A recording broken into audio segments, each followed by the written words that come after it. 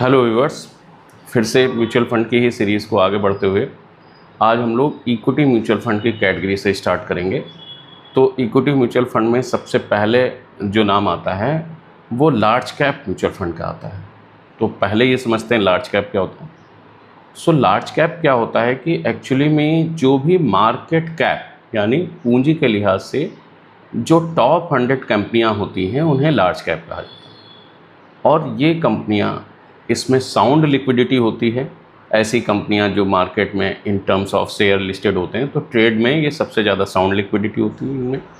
दूसरी चीज़, किसी भी कंट्री की इकॉनमी में उस कंट्री की लार्ज कैप कंपनियों का बहुत बड़ा इम्पॉर्टेंट रोल होता है, क्योंकि ये कहीं ना कहीं बिल्ड करती हैं पूरी इकॉनमी को।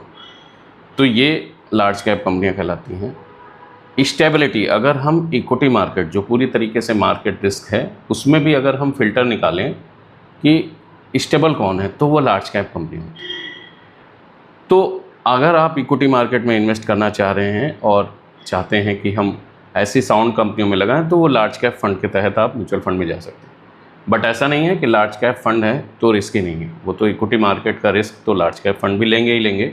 चूँकि ईजी लिक्विडिटी है, तो कभी अगर ग्लोबल क्राइसिस या FIIs जो कि फॉरेन इंस्टीट्यूशनल इन्वेस्टर होते हैं, वो भी अगर किसी कंट्री में ज़्यादातर पैसा वो लार्ज कैप में ही लगाते हैं, तो वहाँ कंडीशंस क्या होती है, वो एग्जिट भी इजीली कर लेते हैं। तो लार्ज कैप में भी रिस्क है, लेकिन अगर हम मिड कैप या स्मॉल कैप से कंपेयर करें तो थोड़ा सा लिक्विडिटी ज़्यादा है, ईजी ट्रेडेबल।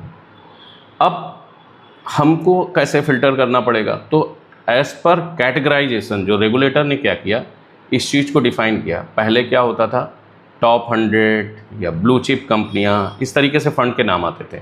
अभी प्लेन वनीला बिल्कुल लार्ज कैप फंड बोला जाता है। किसी भी XYZ म्यूचुअल फंड का जो फंड का नेम होगा वो लार्ज कैप फंड के नाम से होता है। तो ये कहलाते हैं लार्ज कैप फंड।